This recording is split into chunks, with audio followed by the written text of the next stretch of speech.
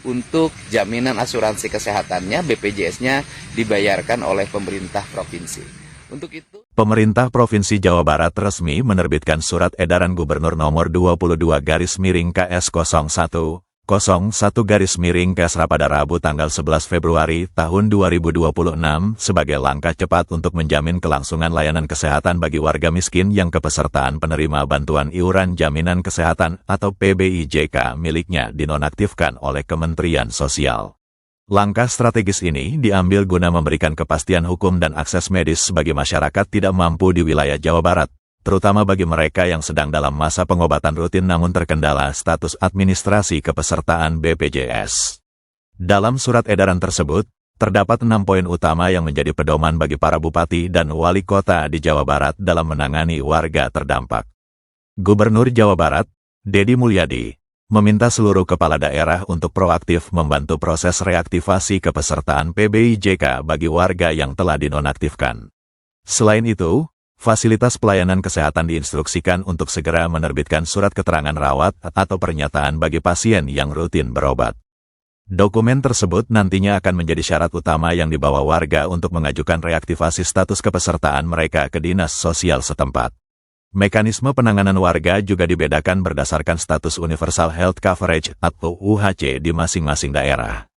Untuk kabupaten atau kota dengan status UHC prioritas, peserta yang membutuhkan layanan medis segera harus melewati proses verifikasi dan validasi data reaktivasi PBIJK terlebih dahulu. Sementara itu, bagi daerah dengan status UHC non-prioritas, warga akan didaftarkan sebagai peserta mandiri kelas 3 melalui skema pembiayaan yang telah diatur oleh pemerintah Provinsi Jawa Barat, sebelum nantinya dialihkan menjadi peserta iuran pemerintah daerah jika memenuhi kriteria yang berlaku. Surat edaran ini juga mempertegas bahwa hasil verifikasi dan validasi data akan menjadi penentu akhir status kepesertaan warga. Berdasarkan aturan tersebut, warga yang masuk dalam data terpadu kesejahteraan sosial atau DTKS pada desil 1 hingga 5 akan diprioritaskan untuk diaktifkan kembali sebagai peserta PBIJKN. Namun, bagi warga yang masuk dalam kategori desil 6 hingga 10, pemerintah akan mengarahkan mereka untuk menjadi peserta mandiri sesuai dengan kemampuan ekonominya. Gubernur Deddy Mulyadi menegaskan agar seluruh kepala daerah menjalankan instruksi dalam edaran tersebut dengan penuh tanggung jawab dan kepatuhan terhadap regulasi yang ada.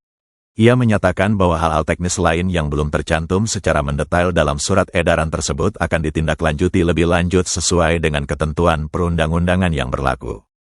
Melalui surat edaran ini, diharapkan tidak ada lagi warga miskin di Jawa Barat yang terhambat mendapatkan layanan kesehatan hanya karena persoalan administrasi kepesertaan. Assalamualaikum, sampurasun, wilujeng enjing, warga Jabar dan seluruh warganet selamat berlibur, selamat berkumpul bersama keluarga, tetap bahagia walaupun hanya makan sepiring nasi goreng bersama.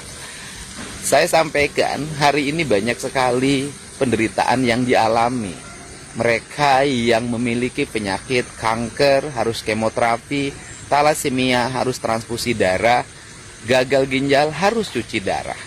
Mereka mengalami masalah karena kepesertaannya dicoret oleh Kementerian Sosial sehingga rumah sakit tak mau melayani. Untuk itu, saya sampaikan bahwa pemerintah Provinsi Jawa Barat akan segera mengambil langkah untuk mengidentifikasi, mendata seluruh warga Jawa Barat yang betul-betul tidak mampu, yang memiliki penyakit yang saya sampaikan tadi. Untuk jaminan asuransi kesehatannya, BPJS-nya dibayarkan oleh pemerintah provinsi. Untuk itu saya ucapkan terima kasih, mari kita bersama bergandengan tangan, tidak lupa merawat diri, menjaga diri, dan bagi mereka yang mampu mengasuransikan kesehatannya agar kita pada saat susah ada jaminan untuk pengobatan. Hatur nuhun.